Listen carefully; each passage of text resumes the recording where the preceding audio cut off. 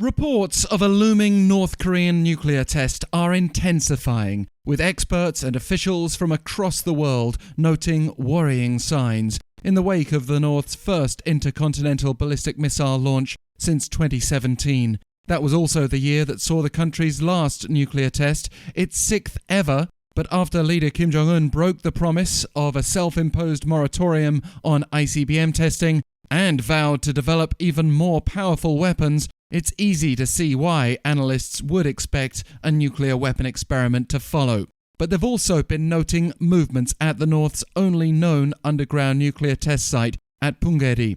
For instance, the respective American website 38 North has commented on snow patterns on a satellite image from March 31st, indicating activity around the Punggye-ri site's south portal. And earlier this week, the Vienna-based Open Nuclear Network reported on signs of increasing activities since last December, including more recently indications of construction and renovation. Bear in mind that in 2018, a year filled with dialogue, the North made a show of explaining to foreign correspondents how it had dismantled the Punggye-ri site. Here in the South, a fresh report out of the Korea Institute for National Unification expects the North to unveil a super-large nuclear warhead and continue ICBM testing as part of a series of weapon development activities. The South Korean government also reaffirmed that the North has been carrying out restoration work at its nuclear test site. A Unification Ministry spokesperson added that such a test would be considered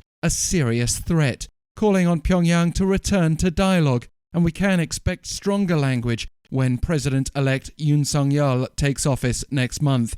Yet it seems the North hasn't been dissuaded by these appeals, nor by existing sanctions and renewed punitive measures recently announced by the US government. Speaking of Washington, a State Department spokesperson has told reporters they're monitoring the situation in North Korea very closely. But if the North does go ahead with a nuclear test, what then? Perhaps the immediate concern to near neighbours like China might be the possibility of leaking radioactive material. We've also seen China disapprove of North Korea's more provocative weapon tests in the past. But then these are different times, and China was not quick to cooperate with the US by pressuring the North following its recent ICBM launch. Neither was Russia, which is obviously embroiled in its invasion of Ukraine right now. And in the meantime, North Korean weapons are becoming more powerful, offering further protection against outside attack and greater leverage in any future rounds of dialogue.